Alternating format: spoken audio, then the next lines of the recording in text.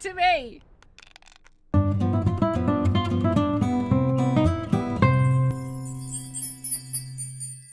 Hi, this is Cass from Aussie Cass Plays and welcome back to Strange Antiquities. I'm excited to get stuck straight back into this. Hopefully, I don't mess it up like I did in the last part. It's fine, I'm learning a new game with new systems. I'm not ashamed. I've already used hints, so if there's an achievement for getting through a run with no hints, I've already messed that up. It's fine. Let's end the day. So we're going into day 3. A deep pain radiated down the side of the rider's head where he had sliced himself with the diverging hook, and his thoughts were scattered and torn. He could not see out of his left eye. Oh dear. Oh. This is that thing that I had to do, where I had to trace something where I didn't know what the shape was. Oh, it's like a key or something.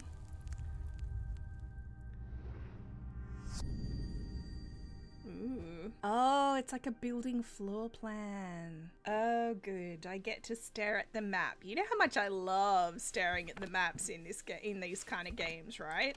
Okay, let's find this floor plan. I can do this. I can do this. I'm going to assume it's one of these numbered ones, but it doesn't have to be because look, you can go to all of these little dudes. Terrifying. Pattern recognition. Is it here? This looks a bit like that section. Okay, I'll show you what I'm looking at. These bits look correct to here, but then this doesn't look right. And I'm assuming it's telling me I have to go to this specific building. You know, looking at it, I think it might actually be this one because I think this shape here, there's a dotted line that runs through the middle of it. So the one I'm looking for would be here. It is right. There you go. There's a narrow gap between the two houses and I spy a small wooden chest wedged firmly inside. Slowly I manage to work it loose, and when it finally comes free it shoots out onto the hard ground and snaps open, revealing its long hidden treasures. I forgot I could right click to make things bigger. Ooh, I got a liquid with a hair in it and some kind of doobie what's it technical term. I'm going to put you here with the other gold pendants. I did sort this after I stopped recording because I wanted it to be color coordinated. And this is my shelf full stone things. So I'll put you down here maybe. Although I feel like you belong there, you belong up here, and you belong there. So if you can figure out my logic for why I've done it that way, congratulations. All right, kitty, let's do it.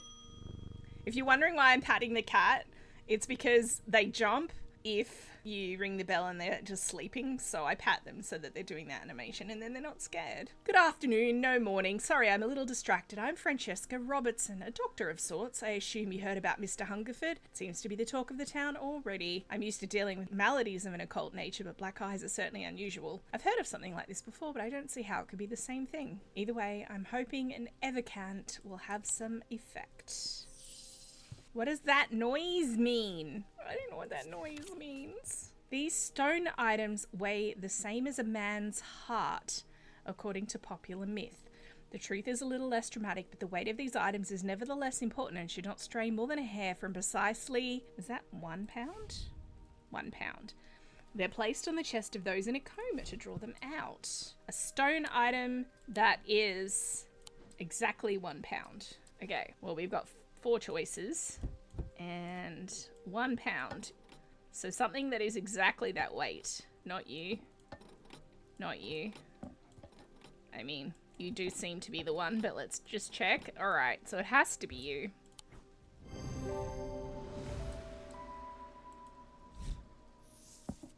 Nice. We'll pop you back over here. And we'll change your label to blue. Temperance Parker. I had a quiet chat with Edmund Bishop in the Guilty Ram last night. He's always got an interesting story to tell, but last night he was different. I can tell he's worried, which has got me worried too. I know it's not much, but I'd like a shield charm all the same. Is it just the sound this thing makes when it opens? I don't know. Maybe it is. Generic charms of protection have little to offer the skilled thaumaturge, but can have some small effect. An ascetic spirit or wandering shroud will not abide them, for example. Such charms make use of the art of symbology, an ancient and some would say primitive component of thaumaturgy. They can be made from a variety of materials, though rarely precious metals. The art of symbology. Alright, so something that is a shield. So these are the different disciplines. Then we have imbuements. Protection. So maybe the 2 squares. Let's see if I have anything with the 2 squares. This one has a symbol on it, but I don't know that it's the one I want. Let's just see if I have anything. It is. This one has the 2 squares on it. I think it's probably this one. A cheap metal of some kind, probably pewter. And it says made from a variety of materials. They're rarely precious metals. And it's primitive. I think it has to be this. Ooh. Identified. I like that I'm starting out correctly identifying something. That makes me feel somewhat competent.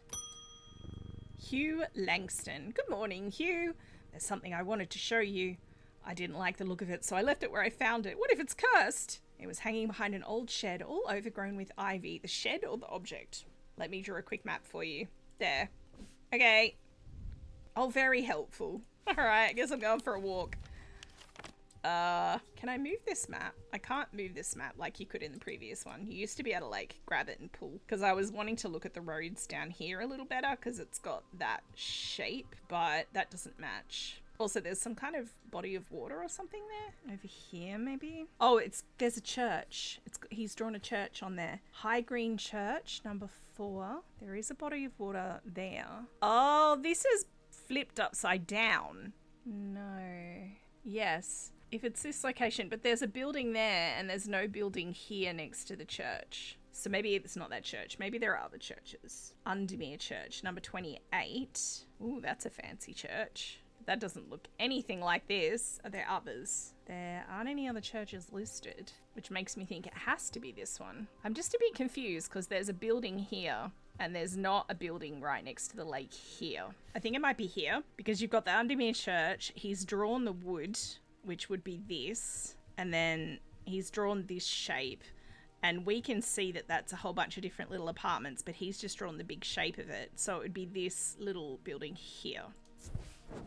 Okay, got it. The shed is actually a wooden summer house that looks over the pond, but it's clear that it hasn't been used in some time. Thick brambles claw their way up and over one side of the structure, and ivy covers the rest in a mottled green cloak. I find what I'm looking for to the rear. Parts of the ivy have been torn away recently, revealing an amulet hanging from a rusted nail. Something else catches my eye as I reach for it, and I notice there's another pendant hanging next to it, almost completely hidden by the ivy. Ooh. I like that one on the right. I would wear that. I would wear that. I like that. Looks good. Hi, Verona. Eli's picked a bad time to leave Undermere again with the shade. I've come from the Hungerford house where I've been helping Dr. Robertson and looking for any clues about what happened there. There wasn't much to go on. I did find a shattered Asiatic vessel, but whatever did this was no creeping dark. There was a strange black stain on the flagstone floor that I didn't like the look of. And the ravens, very unusual, but at least they seem to have dispersed. I don't know what to make of it. I'm going to take a trip to Gleeston Castle to see if Edmund Bishop can shed any light on their behaviour. But first, I would like a vestiger, whatever that is. We don't want it spreading. Now, I sold an Asiatic vessel to somebody on like my first day, and I'm assuming that that is the person who is no more, or got the black eyes or whatever. I enabled them to get themselves in some trouble. A vestiger could be used to prevent the spread of disease and pestilence. Among other oddities, flames burn pale blue in their presence. Interesting. So I don't know anything about it, except... Oh, I should put that away. I'm just gonna go through every item I own. You don't mind if I just check every item I own, do you, Verona? This isn't, like, filling you with concern about the reliability of me. I mean, she already had her doubts about me. She was already being quite mean. Ooh. That's definitely making things go blue. Ooh. Okay, so it's probably that. I guess I'll just try it. Nice. Because I could start moving them across here. Binding seed, Evercant, Haunt, what's it? And then pop you there, you there. Perfect. Alright. Next day. 2 days earlier, the rider and his fellow adventurer were deep underground exploring the tunnels below the Kirkhead Tower when they made a discovery. The relation at their find would soon turn to horror.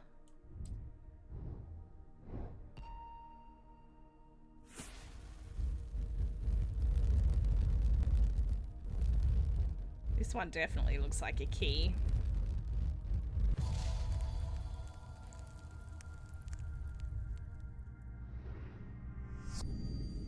After a disagreement between two houses, I was left buried behind lock and key. That sounds like a location name if ever I've heard one. Lock and key. Lock house is at number 7. What's 13? Keystone Manor. Behind these two. Would that be here? Or here? Probably here, right? Nice.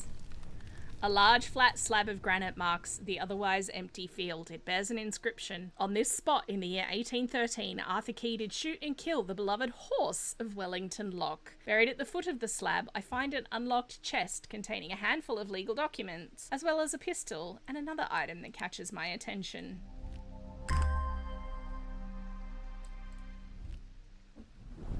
Slate. Rough. No sense. No feeling. Alright.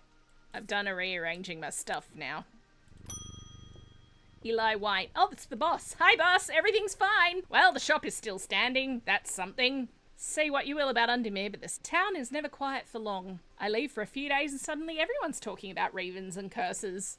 I'm going to need to find Verona to get up to speed on what's going on. At least I didn't come away from Ravenglass empty-handed. I can always rely on quiet Susan to unearth an interesting trinket or two. That's a really cute pot. I like that. Smells like rotten eggs.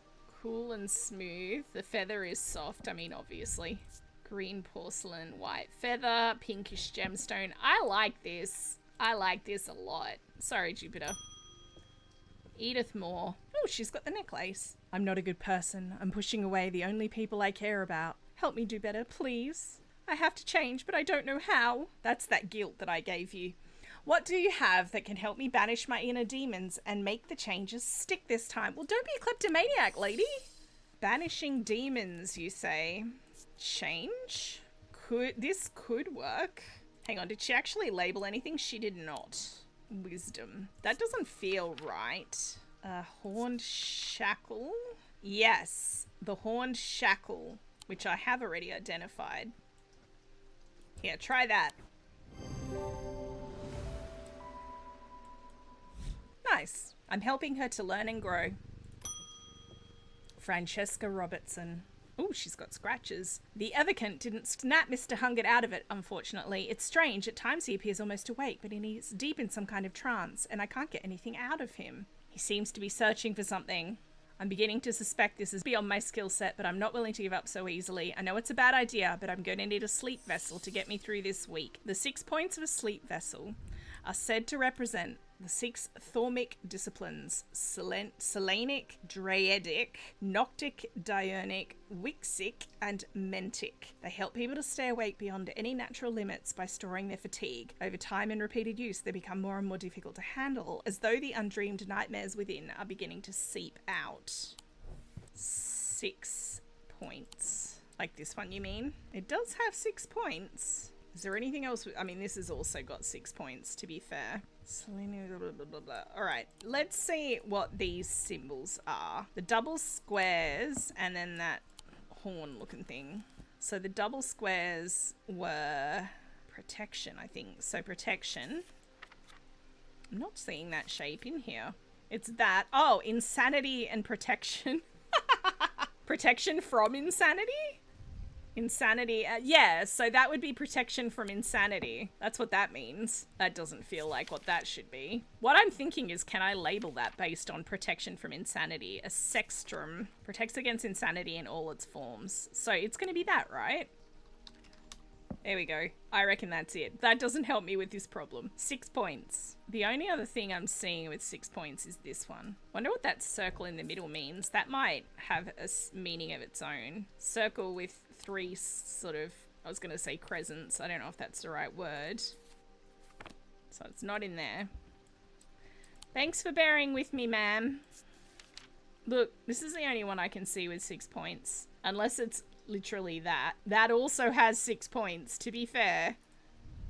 An energy about it. Iron, grey, metal flecked with dark red. It's not rust, it's blood. Look, that feels a little extreme. Look, let's try this one first. Nope. So neither of my 2 guesses then. Right.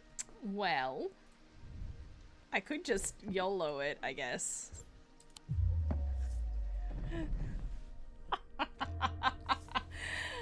A deep fear has taken root. That's alright, I wanted to do the dice thing again. Oh, there's more circles. Wish me luck.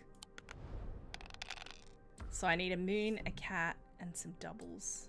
I can't use any of those. I could lock the cat and lock the moon just to hold on to them. Okay, so I can use those on this one. Nice. Ooh, I mean, I'll use that on that, I guess. I like this game. I would play this game. Uh-oh. Alright, 2 kitties and 2 doubles. Not helpful. Especially not helpful. There doesn't seem to be a maximum number of rolls, which is good. Except for this part, where I really need a cat, you guys. Kitty! Come back to me! I just lost. Break the seal before it breaks your mind. Remind me what happens when I run out again? You lose a life. What happens when I lose all my lives? Are you kidding me? I just need a cat. Oh my god, finally. What happens when I lose all my lives? Yikes. Well, I feel like I achieved something by doing that, but I'm still stuck on this. Yeah. I got your message. You need a sleep vessel. I'm just looking at vessels now. Is there a location I haven't been to yet? I don't think placing an object over a thermic lens. I don't think I have a thermic lens yet. Oh, maybe it's one of these ones. Oh, look, there's more. A darkness to it as if it holds untold fears inside. Well, that's just mean. It's this one. That's just mean, game. I thought they were like objects I had to use to do something. I didn't realize that they were actually just pendants or whatever I should be hanging up. That's frustrating. Sleep vessel. There we go. And you go there. See, I started the cat. Althea O'Shea. Many years ago, I owned a silent breath, but it was already old when I inherited it, and its power died soon after. It's about time I replaced it. There are those that consider the white heart a prize to be claimed, but there's no glory to be had from killing such a noble guardian of the forest. A silent breath contains a small token taken from a living white stag. While the stag lives, the item will retain its power, allowing the bearer to sense danger before it arrives. It's gonna be this, right? It seems to make the hairs stand up on the back of my neck.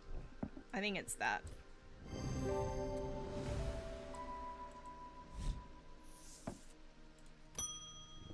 Rufus Shelley. Hi, Rufus. I've always wanted to try a Daedalus link. I have a personal interest in the Celestial branch, so I'm not completely new to such things, nor am I ignorant of the risks. And now I have a good reason for it. I need to take care of some roof repairs, and this would seem the safest way to approach it. Okay, let me see what I can do. A Daedalus link is a powerful object capable of producing a levitation field. Oh my gosh. The field is extremely fragile, however, so it would be prudent not to take risks. These items are surprisingly light in weight. Their designs vary, but they might point to some facet of flight, a feather or the wings of a bird, perhaps. Something light. I mean, that's got a feather on it. No. No. On here. Yeah, well, you're not light in weight, are you? You have the wings of a bird on you. It is light. Is that unusual for these, though? I guess, maybe. Yes, that is very light, to be fair. I reckon it's probably that. Woot woot. Where did my bird go? There he is.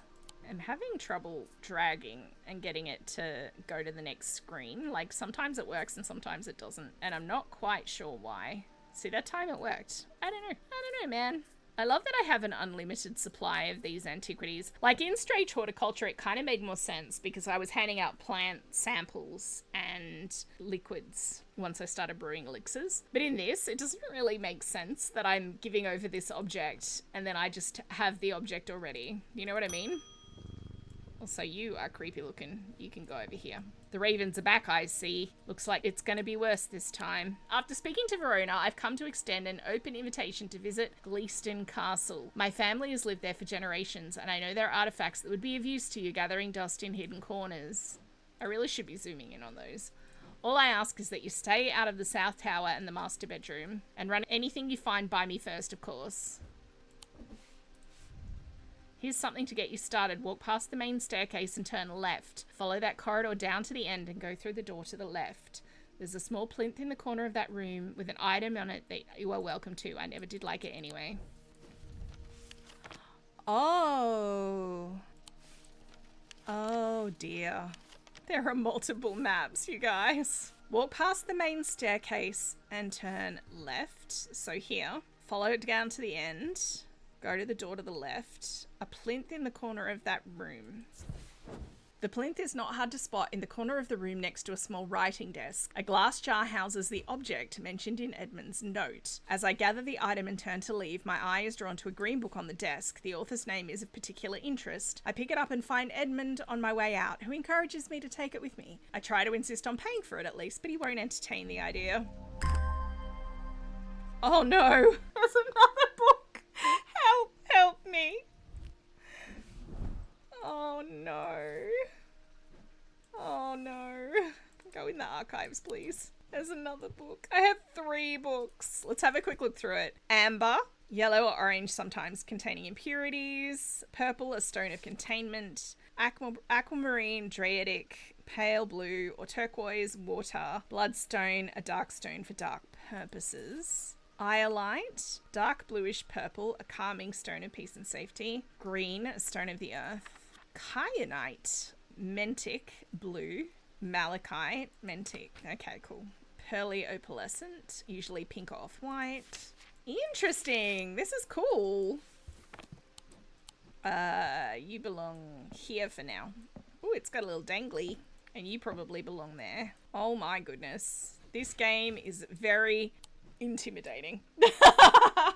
Has that been 2 days? I think that's been 2 days. What day are we on? Is there a calendar? There's a clock. Hey, I shut at 3 p.m. That's a very respectable time to shut. I'm not going to lie. Yes, it's day 4. We're about to finish day 4. So I am going to wrap this one up here. This will obviously be shorter than the last part because I was more competent. Marginally, but more competent. So at least I don't think I used the hint button. It's fine. Let me know what you think in the comments down below. If you've enjoyed, please like and subscribe. You know the drill. Don't forget to wash your hands and I will catch you next time. Thanks for watching.